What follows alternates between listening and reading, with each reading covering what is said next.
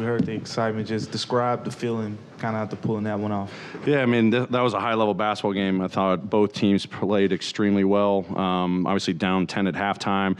I told the team, hey, we're guarding pretty well. It's just the second chance points. We gave up 17 second chance points in the first half, only 4 in the second half. I think there was a better commitment there, better level of physicality.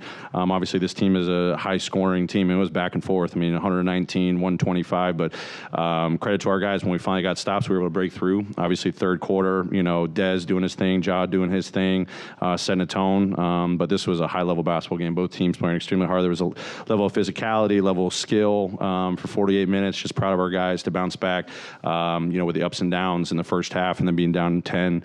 And then the back and forth nature of the fourth quarter, come up with some crucial stops and crucial execution on the offensive side. Having Ja back, and obviously it's kind of led to better results for you as a team. Is this kind of what you envisioned? When you got him back, did you kind of see that? Okay, this is kind of going to put certain players in certain positions and kind of lead to better results. Yeah, for sure. I mean, obviously there's a confidence when he's at the lead for you. Guys have been waiting for this moment, but proud of the group, as I keep saying, for those first 25 games, as choppy as it was. Throughout, guys getting their opportunities, but now guys being able to sit on their role.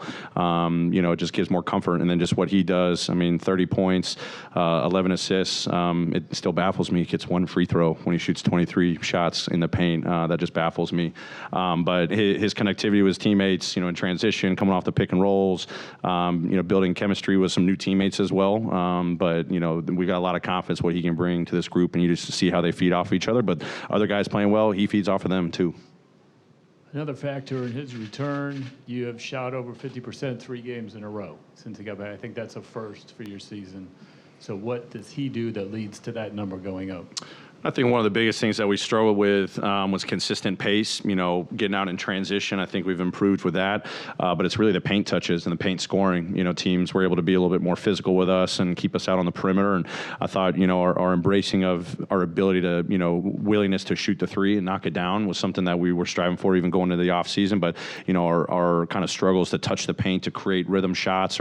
We scored 76 points in the paint tonight. It's not just him, getting to the rim. Dez attacking downhill, Jaren attacking downhill, other guys, X finishing at the rim.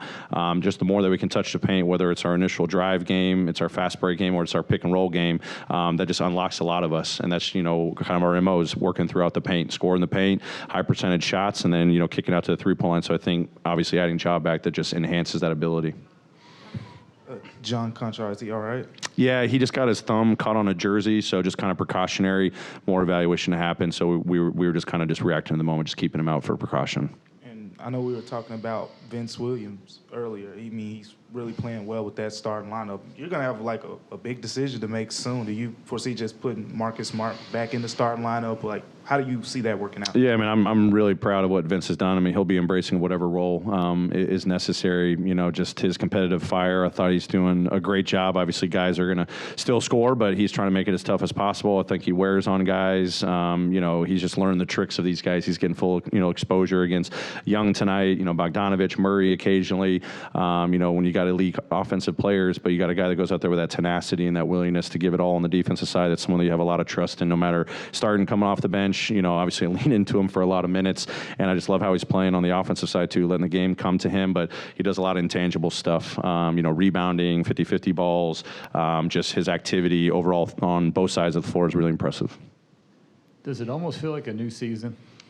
Yeah, I got asked that one the other day. I think it's just like a renewed, energy for sure. I think our spirits have been phenomenal over the season, despite all the adversity and challenges.